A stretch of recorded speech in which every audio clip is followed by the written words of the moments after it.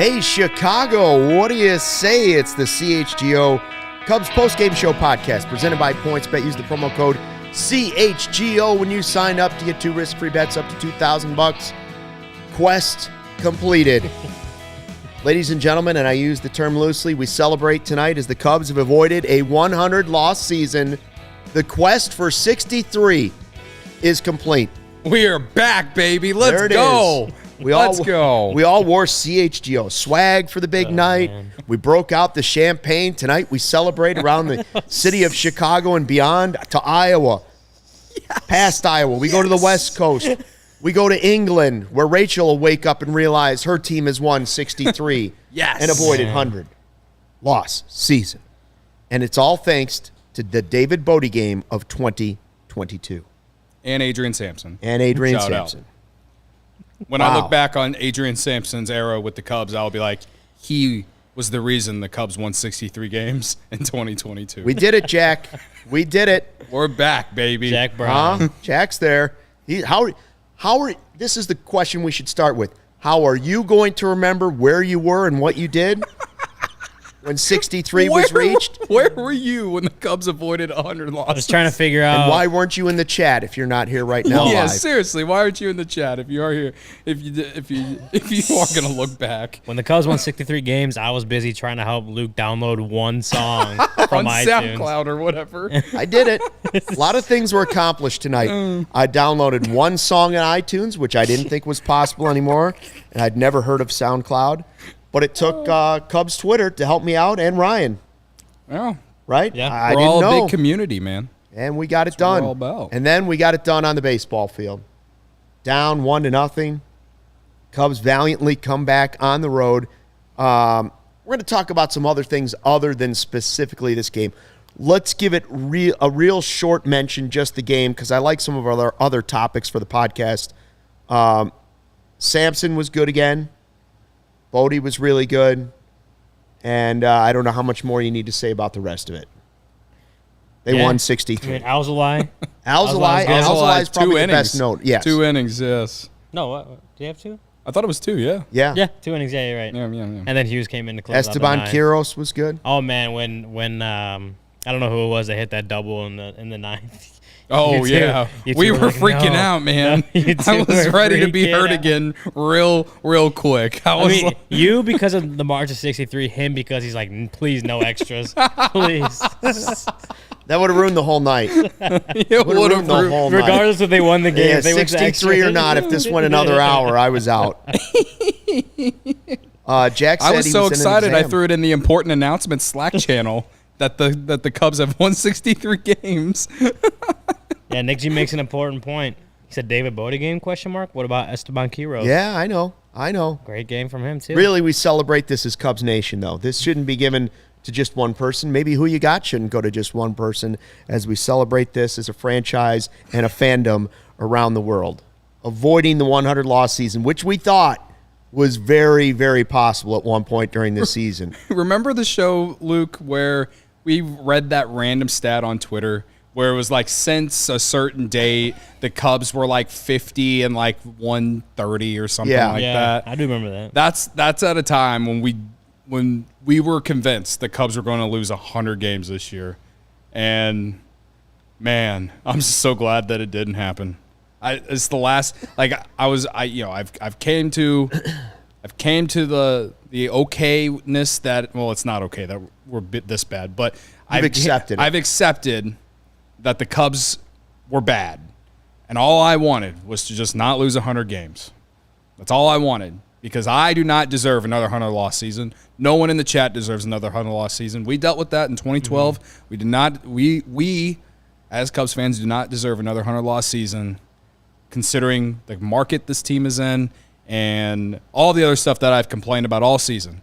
We did not deserve 100 losses. So at least the Cubs gave us this. At least they gave us this in 2022. And they did it with a lot of guys being hurt here down the stretch. Now, you could still win 14 straight wins here to finish the season, Ryan. Add it on to tonight's win, and you still have a shot at predicting the correct record for the season. That's still alive. The March to 77. The March to 77 is the new March. Really, it's now the March to 70. Yeah. And then if they get there, it would be the march to 77. But, one loss and you're done. Yeah. What I'm also looking at it is like if they somehow avoid 90 losses, like that wouldn't be too bad. I mean, that'd be a good end of the season, right? Because they're at 82 right now.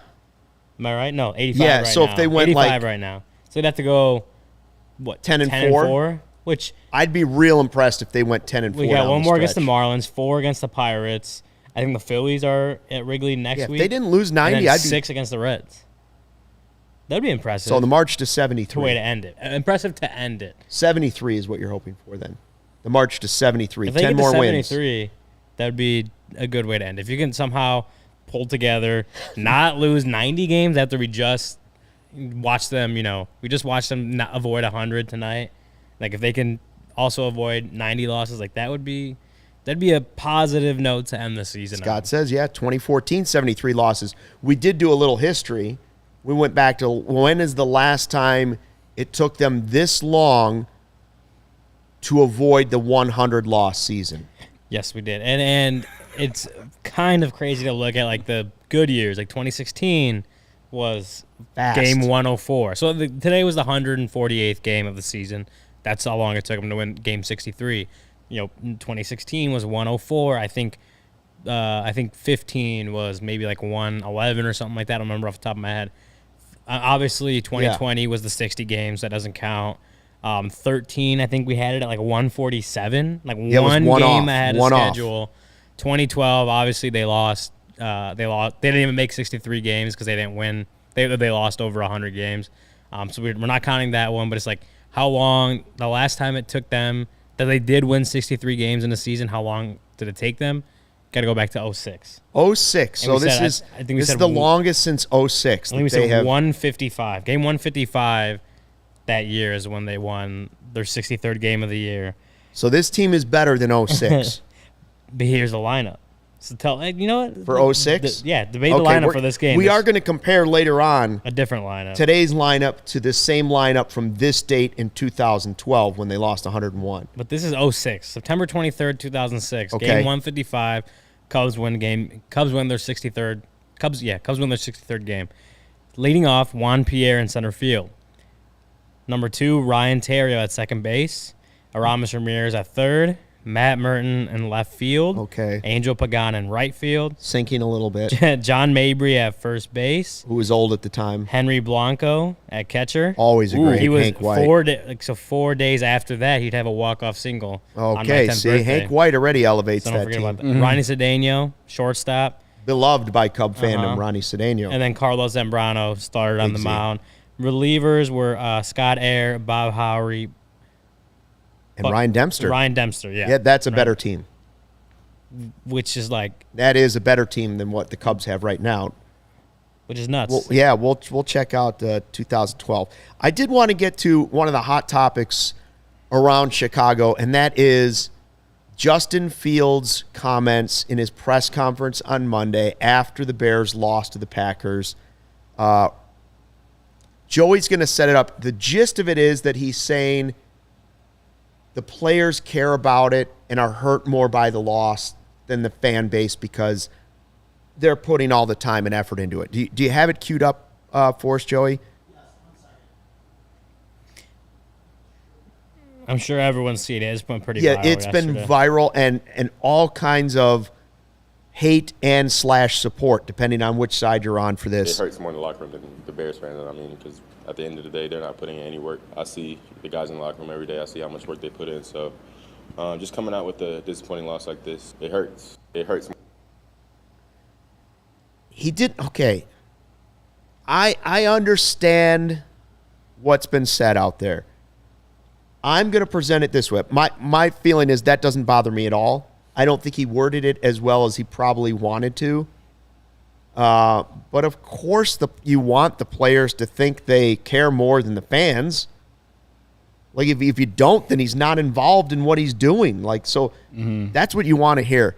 People got all upset. Like there are people that are so angry on Twitter and sports radio. I present this to you. If this were a Cubs player, say it was Nico Horner saying at the end of this season, say they lost 100 games, and Nico was like, you know what, it hurts us more than it hurts Cubs fans we put in the time, they didn't put in the time. Would it bother you if a Cubs player said the same exact thing after a tough loss? I'm going to let Cody take this one. I mean, I don't want to say that the Bears are different from the Cubs. I don't think we would have been as angry. I don't think we would be, considering the expectations for this team. But the Bears are number one in the city. Well, no I mean, what. the Bears didn't have great expectations either.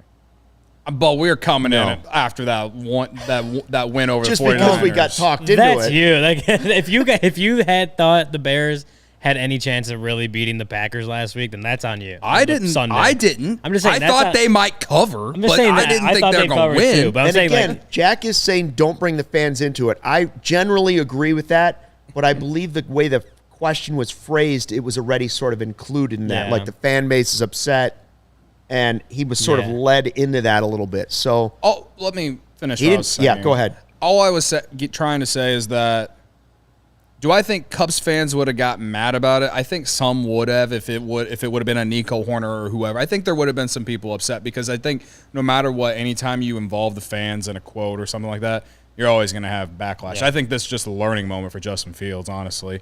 I think anyone overreacting to it and claiming that they're done with him and that he doesn't know anything and blah, blah, blah, and he sucks, and it's like, I think you're a moron if you're that far, but part of me doesn't blame blame those fans, like the level-headed fans at least, that they might be a little irked by it.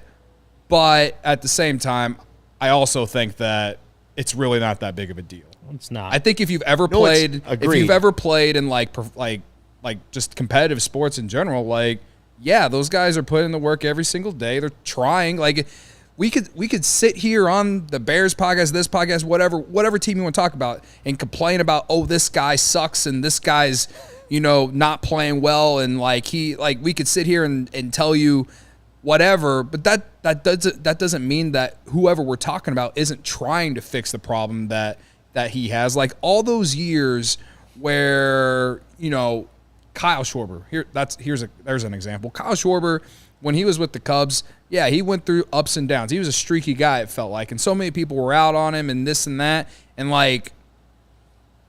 what my point is through that time, I felt like I gave him the benefit of the doubt because he was a winning player, and when he would go through those slumps, I knew he was working hard to try and fix it, because in 2016 the guy worked so hard to be able to play in the playoffs. Like, the guy showed that he was a hard worker early in his career. So a lot of fans, like, the meatball takes when it comes to like when fans will say that players, they don't care as much as the player, or that the fans care more than the players. Like, I just don't think that you can't factually say that. That's not true. I mean, there may be individual players that just are there for a paycheck, and especially players that have no connection to a city or no connection to a team. They're kind of a mercenary. They bounce around. Okay, maybe you have an argument there. Well, you're talking about QB1. Yeah, that's what I'm saying. It's Justin QB1, drafted by the Bears. And even if it wasn't him, it's just I look at it and I'm like, and this is for any Bears player, Cubs player, White Sox player, Bulls player, Sky, Fire, whoever it is. Players, it's their livelihood, it's their career. They care more about the game itself. They should care more about the game itself than the average fan. And if the average fan is so into a game that they're not even really a part of, they're watching it, and I get it, I root for teams too. And the Bears game yesterday pissed me off because I hate the Packers. Okay, but did I really care more about it today than a Bears player still steaming over getting beaten by their arch rivals? No. You didn't, but there are some people that do. I'm okay with them caring as much as you just don't make the comparison because, and I have no problem with what he said. No, at all. But I understand that there are fans that are dumping in thousands and thousands of dollars to supporting this team, to going to the games. On the flip side, the players are getting paid money to be disappointed, right? So, some people are putting, that's their fault, but they're putting everything they have to go watch these games. and they are as emotionally invested as a guy potentially, because we've seen some players just loaf it. I don't have a problem with what he said. I want him to think he cares about it more than anybody out there. He just didn't phrase it right. And if a Cubs player said it, I believe, see, like Sean is saying, the problem for him is if he has a bad first half, then he gets booed off the field going into the locker room. Now, I think that would be a horrible idea. Yeah, they told you they're rebuilding. Yeah, I don't. They've told you you're rebuilding. Why did we think they were going to beat the Packers? And the same goes for the Cubs. Why would you boo the Cubs off the field this year when you know everything the front office did is telling you we're rebuilding? Yeah.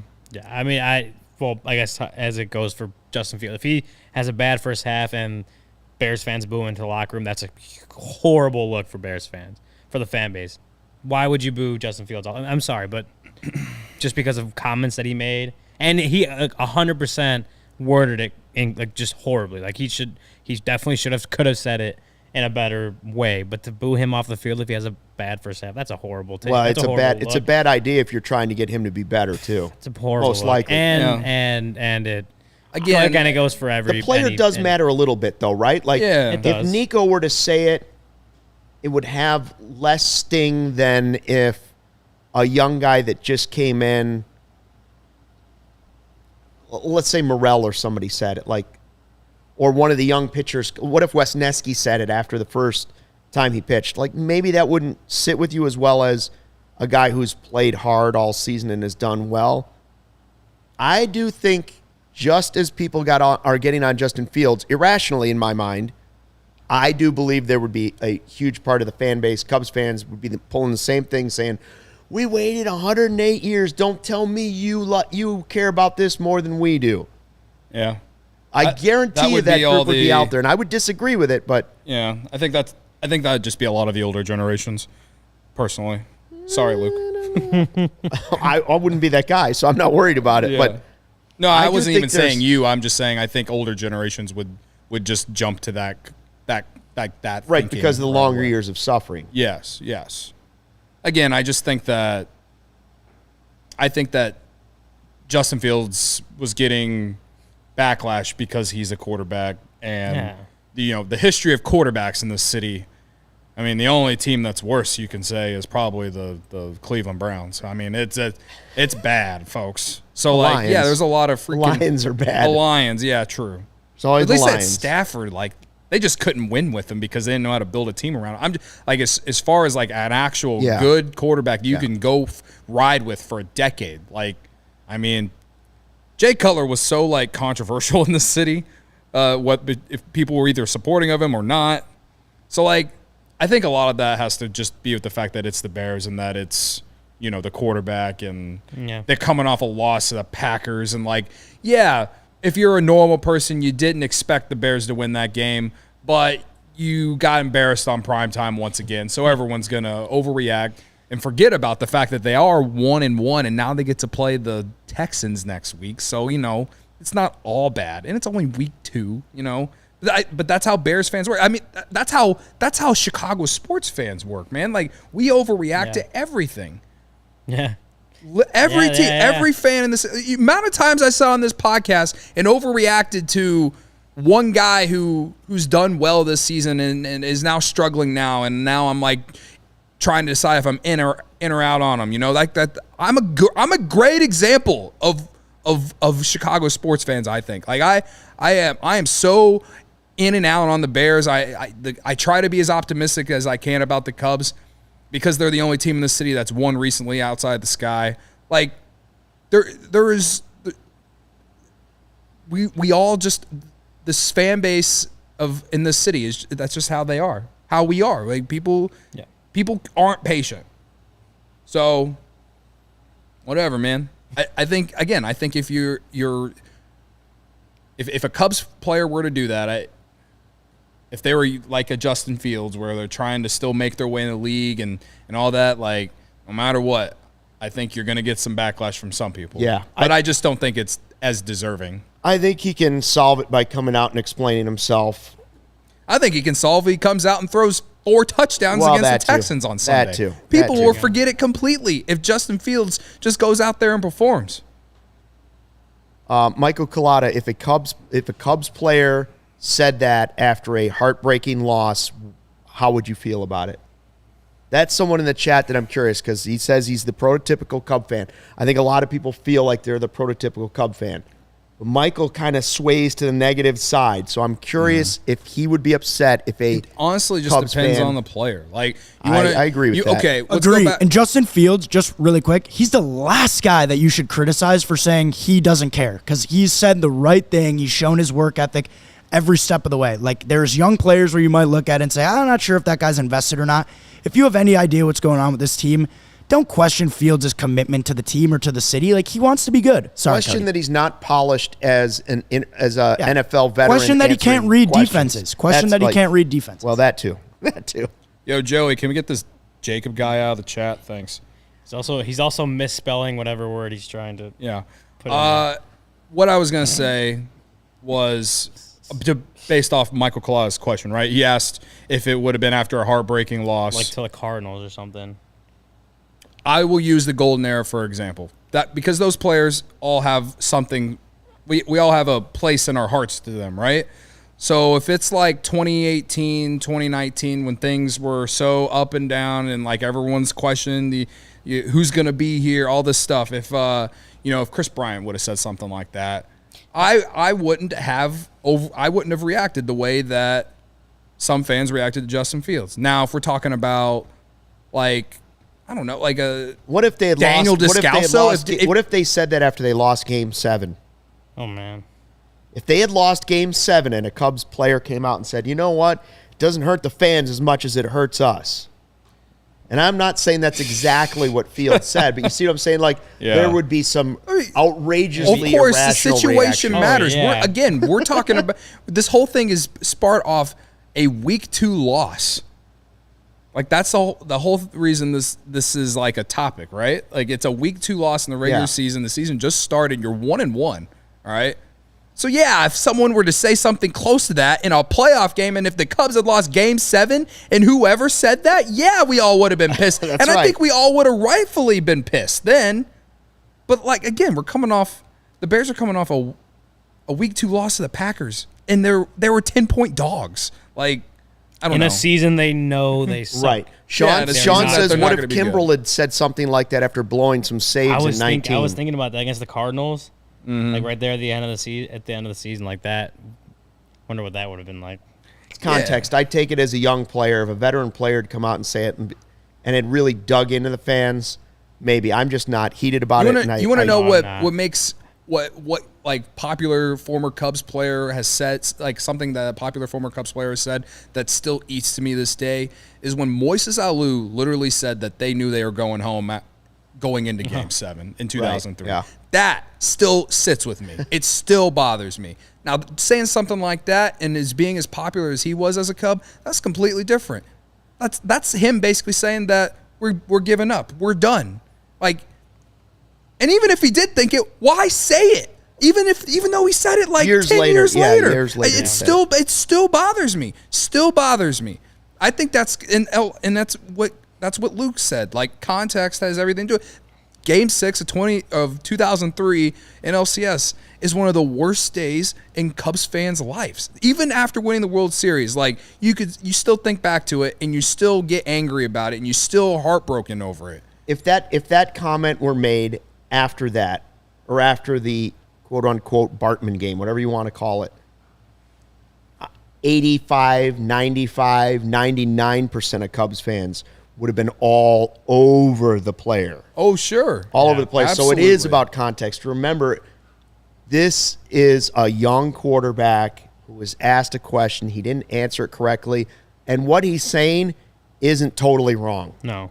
And what he's saying is I care a lot, Yes, like basically we are more I care mad about it as much as anybody else. Like, let me ask you guys a question, and to all the people in the chat, wouldn't you be more upset if they were like, hey, to be honest with you, I don't really give a fuck that we lost. It doesn't matter to me. I'm just out here to make my money. We'd be way more mad. Said that last year. We'd be way more mad. I believe him too. You guys care more than I do. This guy's at least saying, you know what? I'm frustrated. He's 23 years old. You don't think that the frustration affects him? He wanted to win. He's won at every single level of his career. This guy's a perennial winner. Just like all of these guys that make the NFL or who play quarterback, he won at every single level. He's not used to this. Yeah. He's 23 years old. He's just as frustrated. And what he's saying is he's more frustrated than we are, which I totally get and agree with.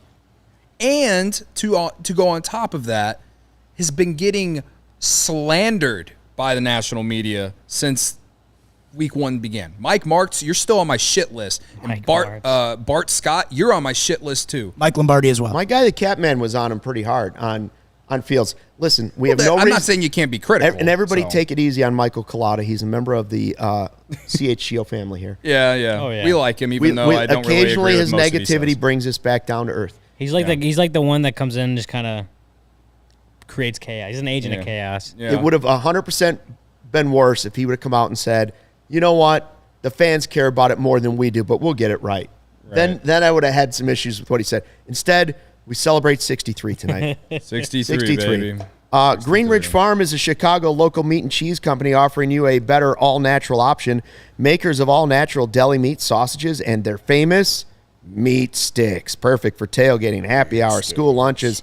All-natural meat sticks are hardwood smoked for 8 hours with 16 grams of protein per stick. They make a perfect post-workout snack. Meat sticks come in chicken, Black Forest beef, flavors like jalapeno, cheddar, and spicy chili. If you haven't tried them yet, you don't know what you're missing. Delicious because they are made with recipes that are generations in the making. Being all natural, they deliver a fresh, flavorful alternative at snack time, and you can always find them in your refrigerated section at Costco, Sam's Club, or any Chicagoland grocery store.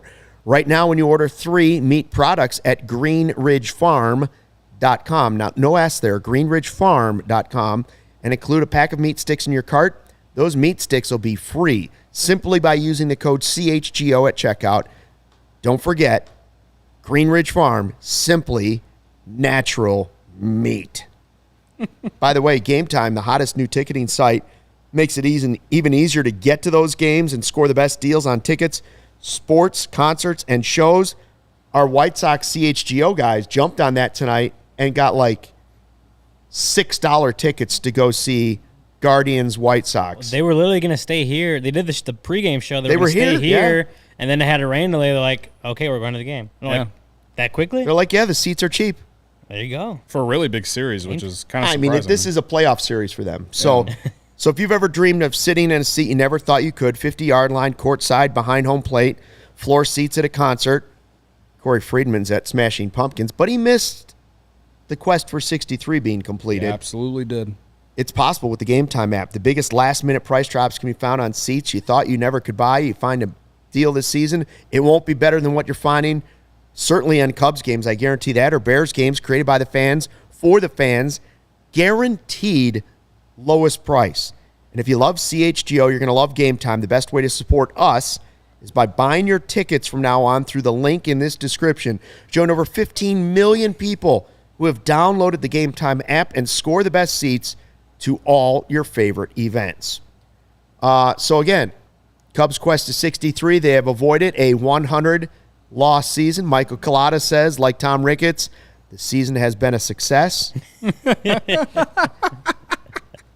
I think the New York Times tomorrow will say Michael Collada claims it's been a success. Like how they do like movie Broadway reviews and stuff. I got this quote, or not this quote, this tweet from Tony Andracki over at Marquee. It's actually like I kind of think about that. I'm like, huh. It makes me think about. It makes me think. Hold on, I just want to spin the champagne bottle and make sure it's chilled for us. Fair enough. I gotta have some before the show. Chills it faster. Oh man, that may not be the best idea. I do have to ride the scooter. Yeah, I was going to say you got to scooter home. Yeah. Adrian Sampson has started against Corbin Burns, Jacob deGrom, and Pablo Lopez this season. In those 3 starts, he has a 1.02 ERA, a 1.08 WHIP. Oh yeah, and the Cubs won all 3 games. That's just kind of, I mean, it's, and his ERA like the last 6 games is really, really good. I mean, he's having a good season, really. Like since he got put in the rotation. I mean, the whole getting option and getting pissed off and like that whole story. It's great, but when he comes back up and he backs it up, like he's having himself a good season. And I still, I wrote about it this morning. Well, I published this morning, just kind of looking at the 40-man and all, like, who's kind of the locks or who's close to it, who's on the bubble, that kind of stuff. And I had Sampson over on the bubble, but I made a note, like, he's could be on the lock section, and having games like he did today can help him move closer to that lock section or group.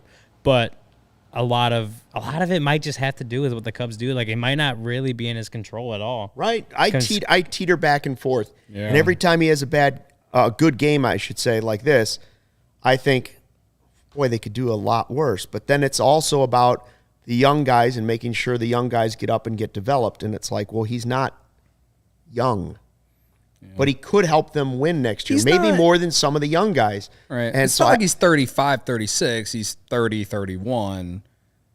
But he's not 25, though, I think like Javier Assad, I think if he's going to be a lock, I should say, if he's going to be on the 40-man roster, he's going to be one of the last names on that list. I think they're going to have to think good and hard about what they do with certain guys for the future because they don't want to risk losing them. I think that Sampson would be a good replacement for Alec Mills. It'd be a great one right now is what you're Right. thinking, yeah.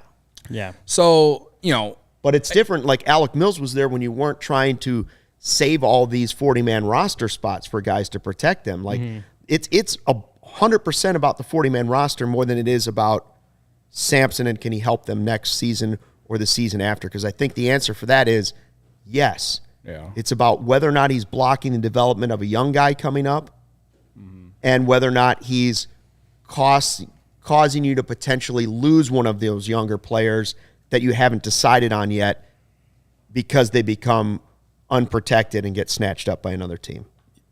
Yeah. It's tricky.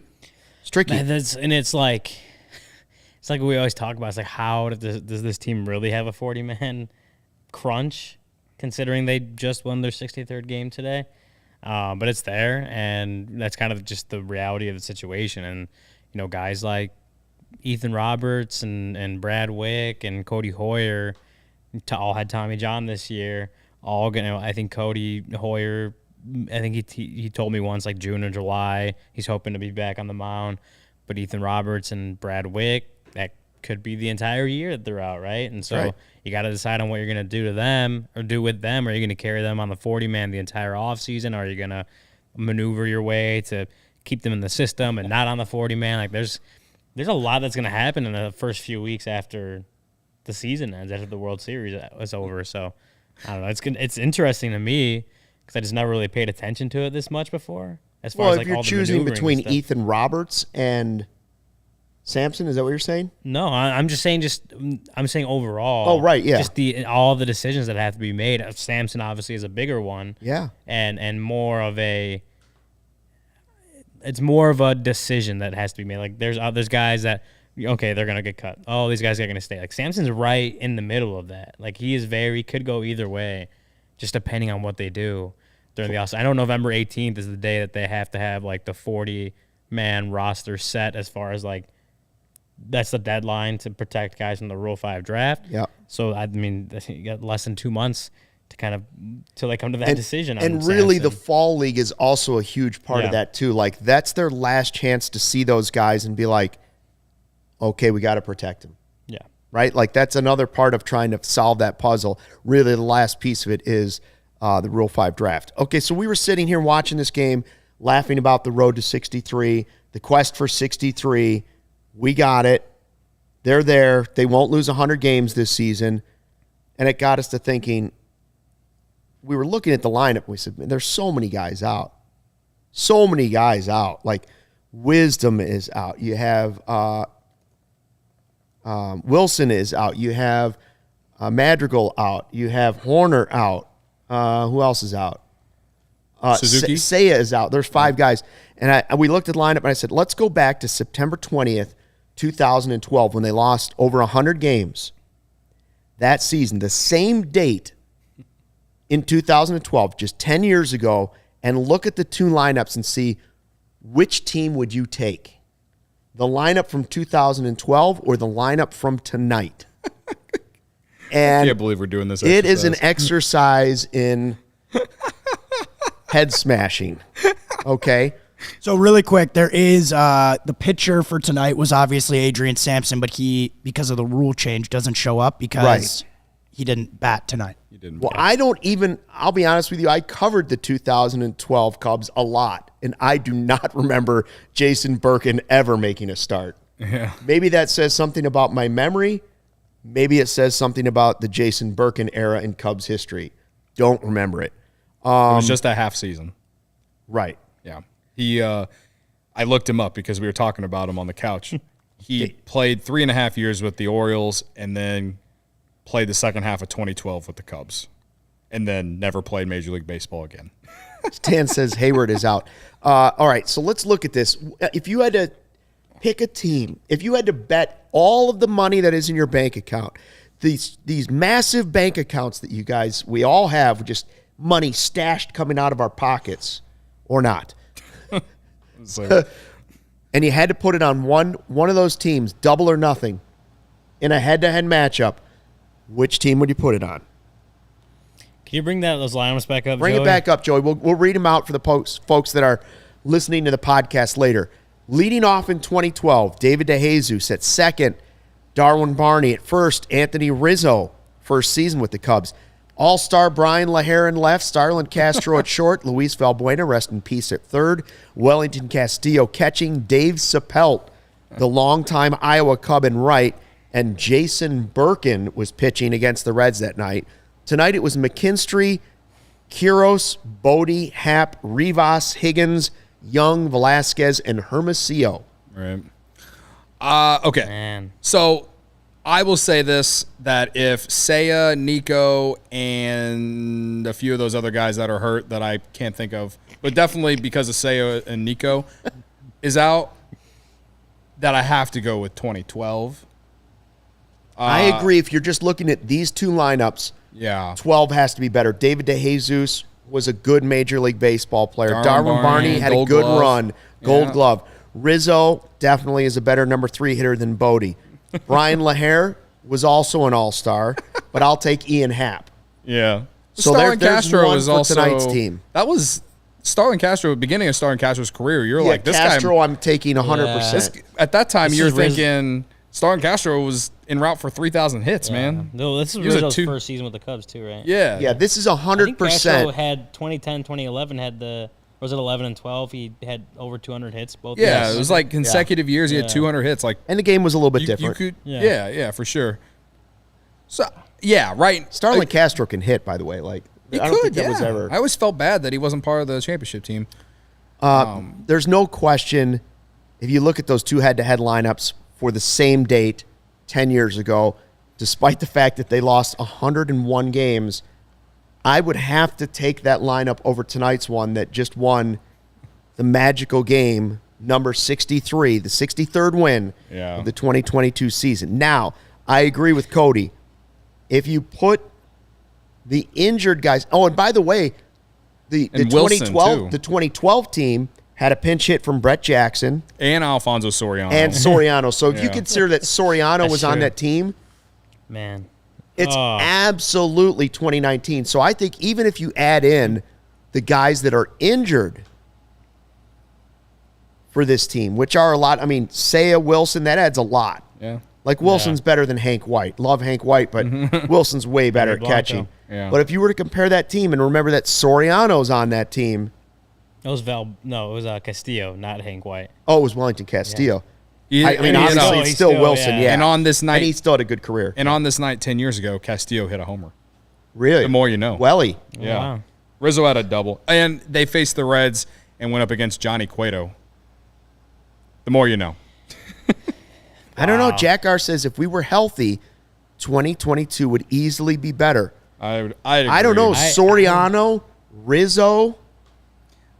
Okay, but this what's DeJesus just was a what's good just- This is leadoff also guy? Rizzo's first year in the Yeah, big like let's leagues. take it by like how good those players were at that And moment. Rizzo wouldn't You make look his at- first All-Star team for another 2 years. Castro was Right. pretty good. Did Darwin Castro was Barney- probably the best Darwin Barney player was on good. that I team. don't think he had won a Gold Glove yet.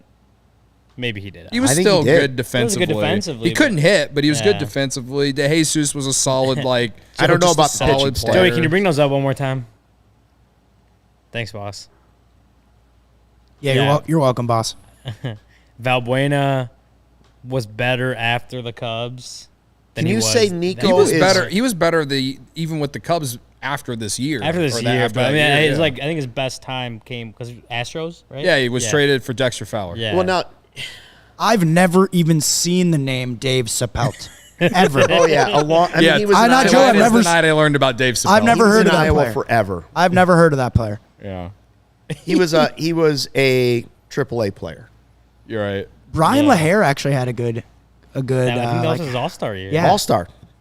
But if you're going to put Soriano in place of LaHare Yeah. or in place of Sapelt, it's tough. What would the It's lineup tough. be? It would be like Nico short, Madrigal second base, Wisdom Oh yeah, Madrigal's out Darwin too. Barney over Third. Madrigal right now. Right now, I think you can say that. I mean, one Shortstop Nico versus Starlin Castro. That's tough. Nico. Well, Nico better this defensively, year. Yeah. but again, at that time, Castro was getting 200 First base, hits a first year. base, Nico- first year Nico not. has First hit base over is not 300 close. for a It's lot of his Rizzo. year. That's true.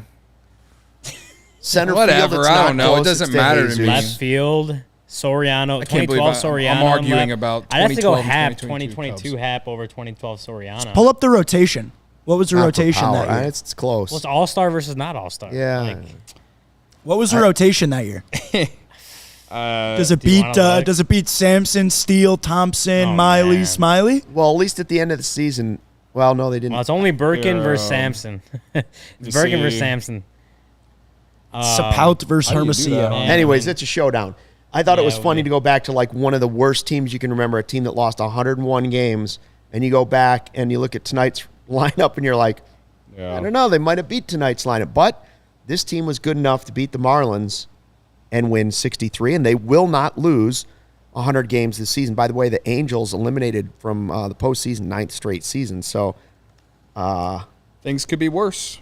and things could be available, as in players could be available this offseason. Guys, Certain Angels could be available. Certain angels. I was going to say we've been visited by Zoph Anonymous again. Oh, Zoph Anonymous. Oh, Not divorced, right? I'm not divorced. Okay. Just making sure Zoph Anonymous knows. And I'm a little disappointed that for the 63rd one in the season, we can't find out how Ravi is celebrating live. Ravi, come up. Don't you wonder how he's celebrating right now?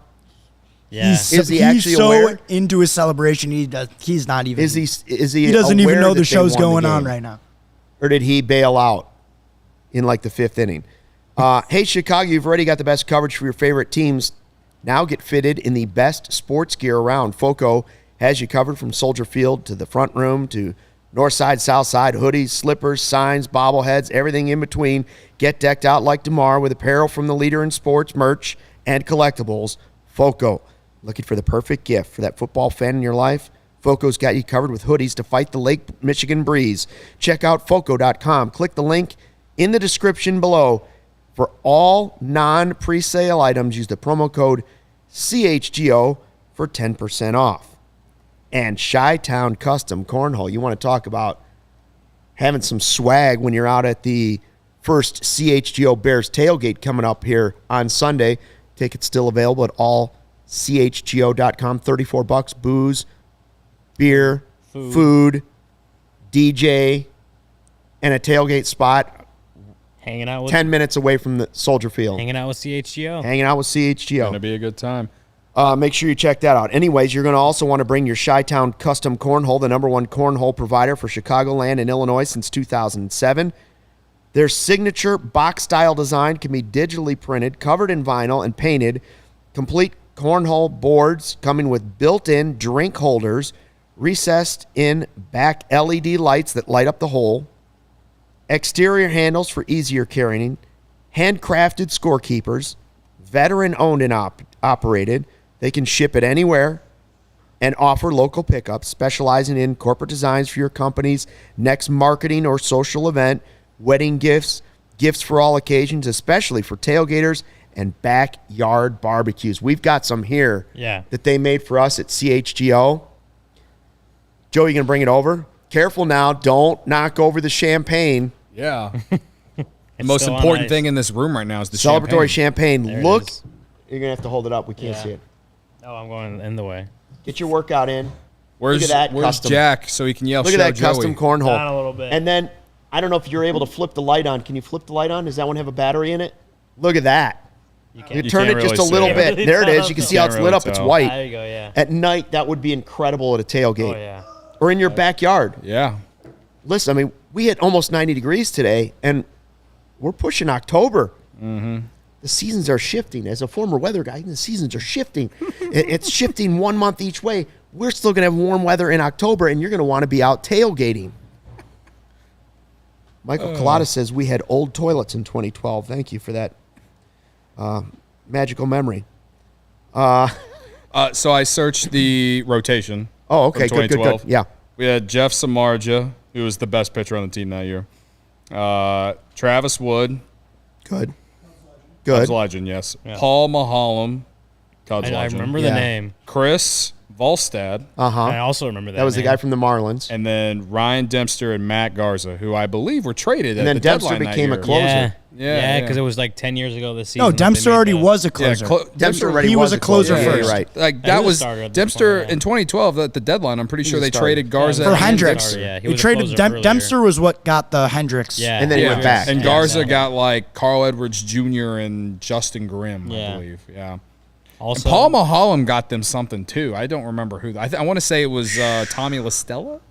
Maybe that. No, not Tommy LaStella. Boy, I don't have that one. I don't know. Yeah. Here, I'll click on Chris, his name. what's the guy? Wait, Volstad? Volstead, yeah, he was a Marlins. I thought that was the guy that the Blackhawks just hired to be their announcer. Oh, it's Chris Volsters. Volsters, He yeah. was here. I was being Real serious. close. Yeah, that's real close. Volstead was a big, tall guy, and I believe he was a Marlins first-round pick, and they were always hoping he could kind of capture that magic with the Cubs. He was like a reclamation project. He was I found what they got for Paul Maholm. He was traded with Cubs legend Reed Johnson and cash. Michael Collada. I like Reed Johnson a lot. Yeah. They were traded to the Braves for Yeah. Jay Chapman and Aroldis Vizcaino. Ah. And that's why Tommy LaStella came to my head, because I'm pretty sure the Cubs eventually traded Vizcaino back to the Braves for Tommy LaStella.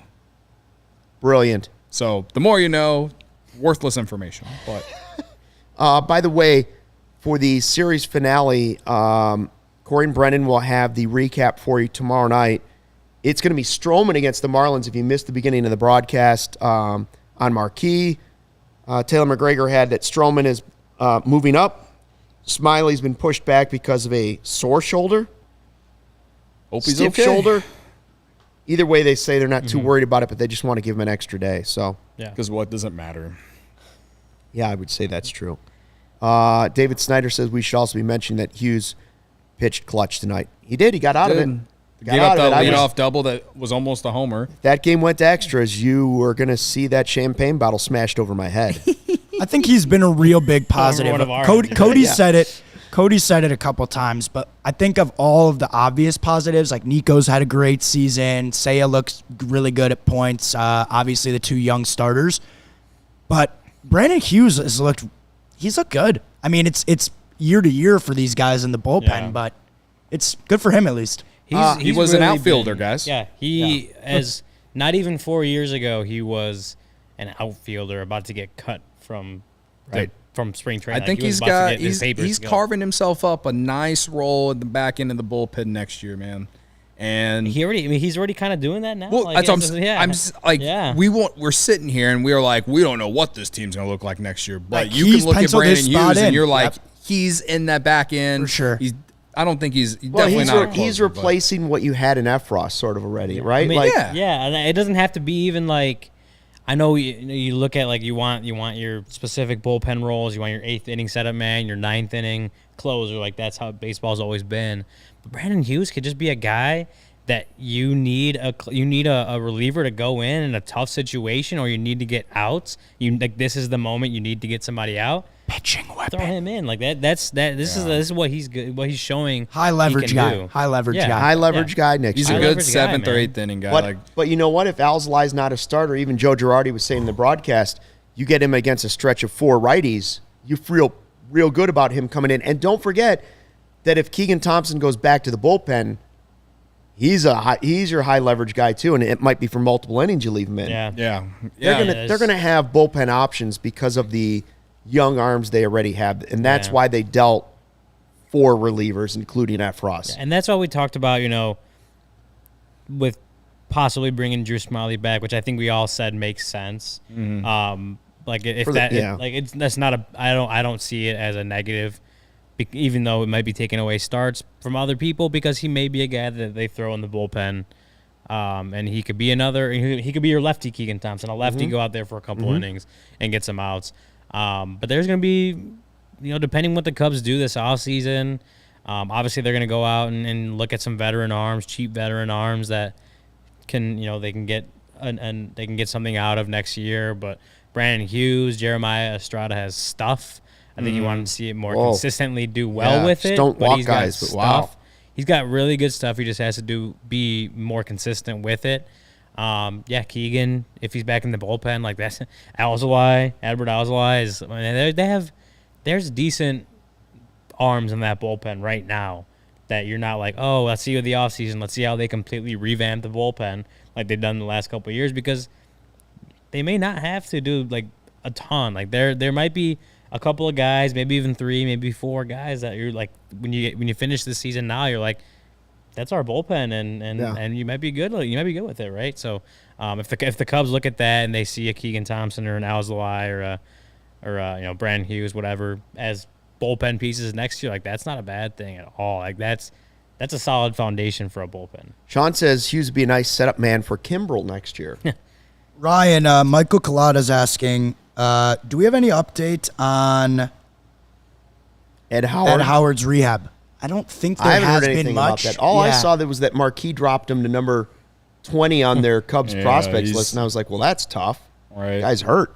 Right. I would have to go back. I don't think we've That's gotten all much because of the new guys they brought in. Sure. But anyway. That's part of it, and he's lost another season. Yeah. I don't think we've gotten much of an update on Ed Howard in a while. It's been a while. Yeah, I mean, I don't think we're gonna get one until He had like a major surgery. I mean, I think the Cubs are expecting him to be, to make the full recovery and be able to be ready to go by spring training.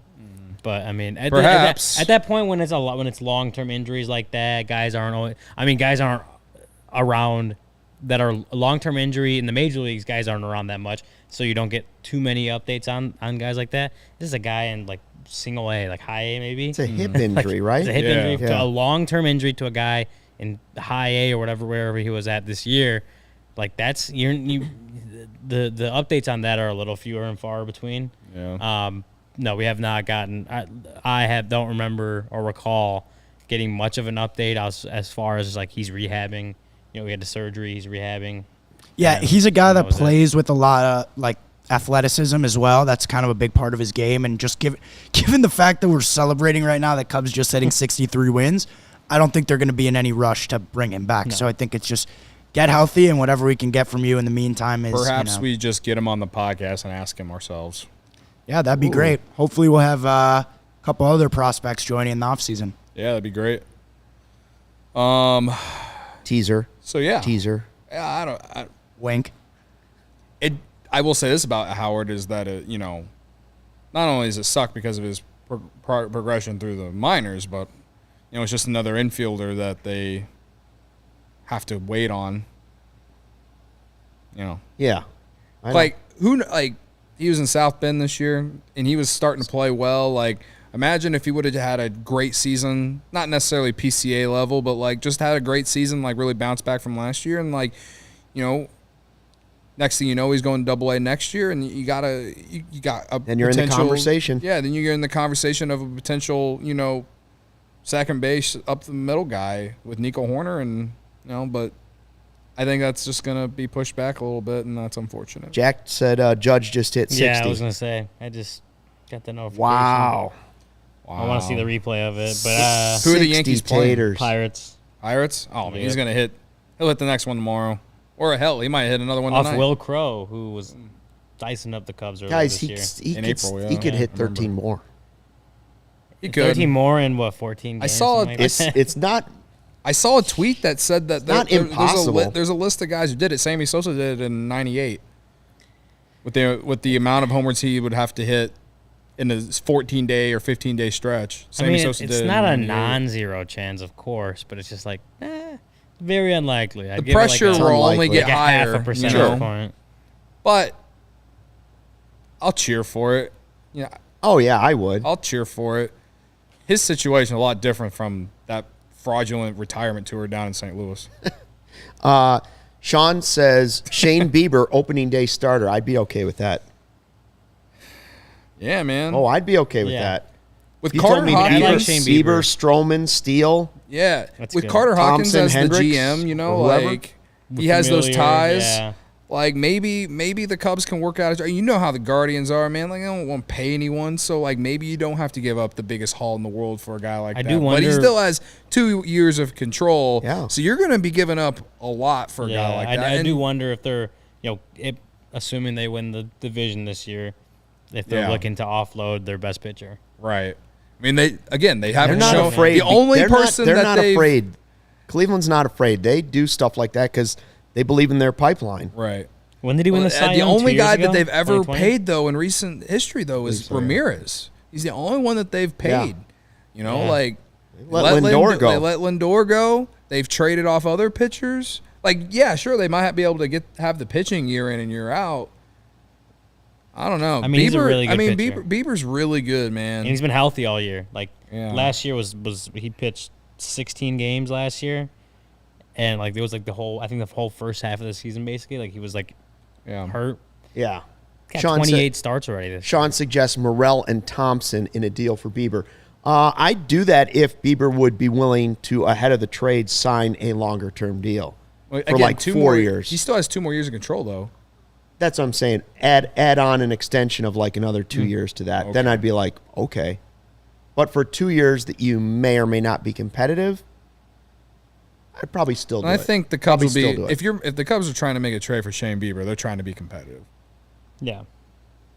No, that would Well, be those would be two key guys to lose, right? That is 2 key guys. But yeah, for sure. Bieber, for number one, who would greatly change your rotation. I would easily Yeah. make that. I mean, trade, we yeah. talk about with like getting Rodon this offseason or DeGrom, however unlikely I think that is going to happen.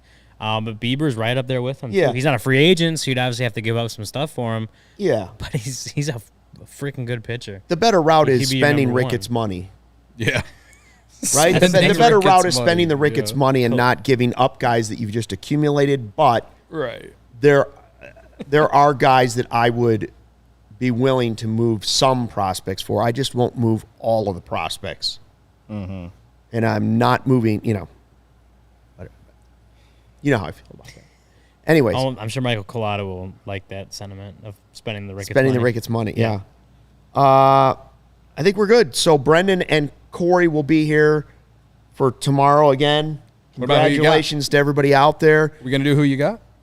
Oh, you want to do who damn. you got? Oh, yeah, I thought we were giving it to the fans, but if you want Um, to steal it from the fans, I mean, that's okay. fine. All right. Who, I don't who want you to got? No, who you got? It should have been me. It should have been me. Yeah, well, you God, I blew it. dropped the ball. on Yeah, that I'm just one. a fair I don't even know who man. won, honestly. I know it wasn't my guy, McKinstry. I was so caught up in the race to 63, I don't have a graphic. Who you got? Let's see what we have.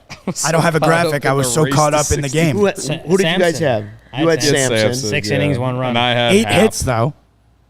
8 hits. That means he stopped I them. mean, He did not you get the want to win. pull out every other stat to try and.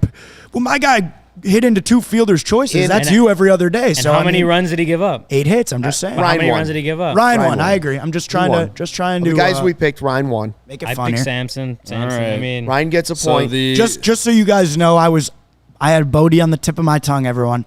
no, And Ryan convinced me not to Are take you him. kidding me? I said you can have Bote, and you said no. I got I had Higgins. Kuros on the tip of my tongue.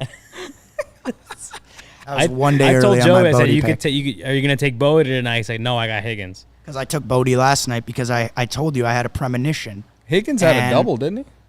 And he had 2 singles. Yeah. Oh, I said I had Higgins. Yeah. Oh, and we're just gonna award it to Ryan. 2 singles for Higgins.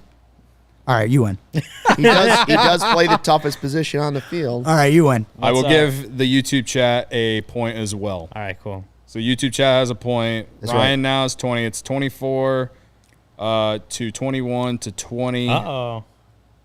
2, 2, 1.5, 1, 1, and 1. What YouTube does chat. Kevin have? 1.5. Oh man, the chat's catching up on Kevin. Uh-oh. Yeah. Congratulations. And what does Maverick have? 1, which is added to mine, which puts me back in the race. 63. Congratulations to everybody. We can't play that music too often, so we won't. Please Maybe don't. we should don't, on the way savor out, it. though. Don't copyright us. Maybe we should on the way Just out. don't I feel copyright like us, YouTube. Again, just for vibes. Like you win Yes. 63, there should be some sort of vibe. yeah. Okay. We I know we've been playing this joke all season. I'm just glad that it's over, man. Yep, they're not I'm going to lose sincerely 100. glad that it's Hey, over. I mean, 3 months ago, like there was legitimate like. I they straight couldn't up reach 100 thought loss. that, like, with how bad it was going, I was like, you know, I asked Kevin and Jake, our bosses, like, did you guys hire me to like put me through this like as like initiation into this company? Like it was like, what did I do to deserve this? And tonight, it will all be avoided. It all paid off. By the way, all paid off. Judge he will not be here because the Yankees will never let a guy that's going to hit 65 home runs and possibly win the Triple Crown walk away for any amount of money. How many more years did Maris play at the Yankees after he hit 61? Wow, that's not something I can tell you. Michael Collada off might the top know. of my head. Okay, that's it. Thanks for watching the CHGO Postgame Show podcast. 63 wins for your Chicago Cubs. We will not lose 100. We'll see you next time. And don't forget, always fly the W. Joey, play us out. Maverick style. It was 5 more seasons, by the way.